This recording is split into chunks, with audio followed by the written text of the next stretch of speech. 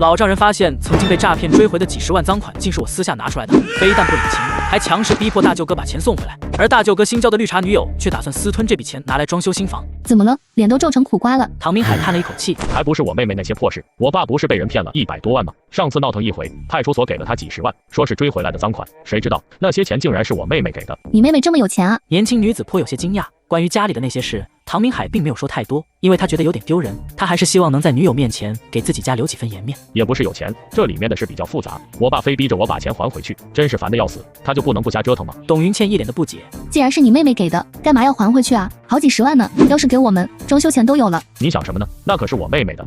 算了，我先去找小妹一趟。董云倩赶紧拉唐明海的胳膊，不断撒娇。哎呀，反正你爸不要这钱，你妹妹和家里关系也不好，又不怎么走动，你干嘛非得还给他？他既然拿得出来，就不缺这点钱。正好我们上次去谈的那家高档装修公司，这笔钱很合适啊。我就想早点住进新家，我们也可以早点结婚，好不好吗，老公？唐明海被他晃得心都乱了。董云倩虽然不是唐仲威那样的顶尖美女，但在普通人中也算得上出众，且擅长捕捉男人的心。唐明海第一次见面就被她彻底迷住，甚至不惜为她花费巨额买房买车。不然我先把钱留下，装修这事先不说，小妹肯定拿不出来几10万，这笔钱一定是叶枫给的，他的钱无非是靠葛清泉给的施舍。既然如此，干嘛要还回去？给那个人渣拿去享受吗？反正老爸也不会去找他和小妹对峙，只要我自己不说，就没有人会知道。再说了，就算知道又能怎么样？这笔钱本来就不该还给他。唐明海短暂的犹豫后，最终决定钱不还了。老公你真好，不过我还没见过你妹妹呢，要不然今天去见见，免得以后上街遇到了都不知道是自己家亲戚。他想认亲是真的，但想攀上这个有点钱的小姑子也是真的。可唐明海却有些迟疑。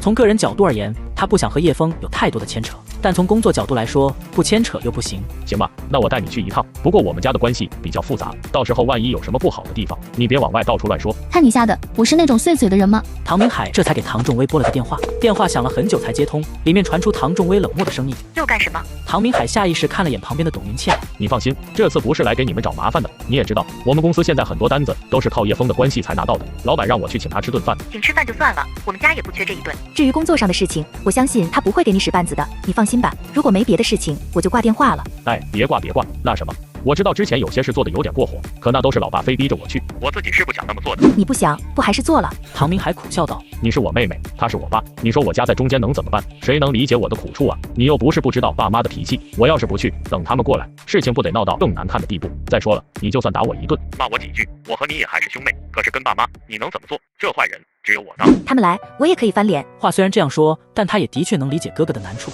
都是自己家人，一边是妹妹，一边是父母，必须得选一个。无论选择帮哪一边，另一边都会怨他。大哥是个有孝心的人，选择帮父母也是理所当然的事情。如此想着，唐仲威心里对唐明海的怨恨也就没那么强烈了。唐明海也能从妹妹的沉默中感觉出来，便赶紧趁热打铁。对了，你现在住呢？我正好路上买了些奶油草莓，很甜，拿去给诺诺吃。好久没见那丫头了，也不知道还能不能认出我来。唐明海这话只是想开个玩笑，可在唐仲威听来却很是有些心酸。自己的亲大哥生活在同一个城市，却连面都不敢轻易见。曾经那个其乐融融的家庭，怎么就变成这样了呢？唐仲威抹了下眼角的泪水。那你来吧，刚好叶枫出去忙事情了，不在家，我把菜市场的摊子收了，顺便买点菜回去。我现在住在北区16栋，如果我还没到，你就等一会。好。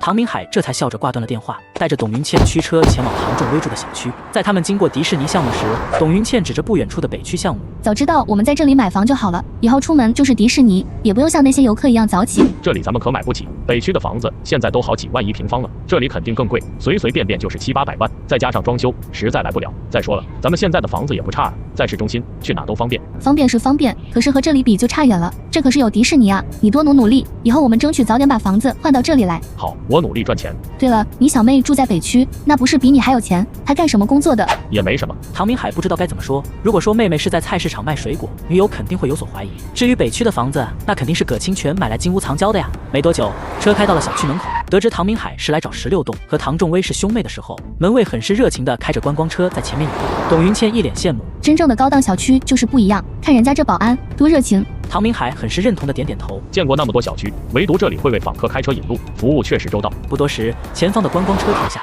保安从车上下来，小跑着过来弯腰：您好，16栋到了。唐明海诧异的从车窗往外看，那是一栋豪华到极点的别墅，在这处小区里显得别具一格。葛清泉竟然给小妹买了栋这么贵的别墅吗？不对，以大富豪的财力来说，掏几千万买别墅也不算多大的事，而且房子贵不代表属于小妹，说不定只是让她住，房产证上的名字还是葛清泉。董云倩已经主动下了车，一脸兴奋。这就是你妹妹的的房子啊！哇塞，也太气派了吧！这得多少钱啊？现在这栋别墅的价值已经超过6000万，来买房子的人好多都在门口拍照，都快成网红打卡地了。对了，叶太太应该还没回来，她一般得傍晚才会接诺诺小姐一起回家。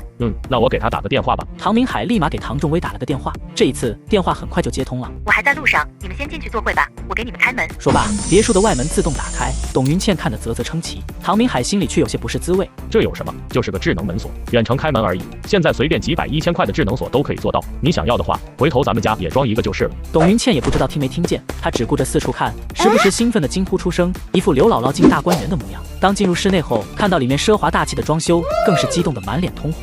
这里瞅瞅，那里摸摸，唐明海却被她吓得心惊肉跳。看看就行了，别乱动，再给弄坏了。哎呀，这是你妹妹家，咱们又不是外人，就算真碰坏了，她还能让我们赔啊？唐明海怎么好说这里可能是某位大富豪买来金屋藏娇的，根本不属于他妹妹。可董云倩却像进自己家一样，将吃的都拿了出来。这要让葛清泉回来看到，怕是要生气吧？董云倩可没这些心理负担，因为她对唐明海并不是真的喜欢，甚至连结婚的事情也只是那么一说。以我的美貌，外面追求的男人没有100也有80，有钱的、帅的、身材好的应有尽有。唐明海啥都没有，不过好在老实，等外面的男人真玩腻了，好歹还有个可靠的备胎。等唐仲威提着菜走进来，就看到董云倩腿翘在茶几上，桌子上已经满是狼藉。看到妹妹回来，唐明海连忙站起来，不禁有些尴尬。微微，你回来了。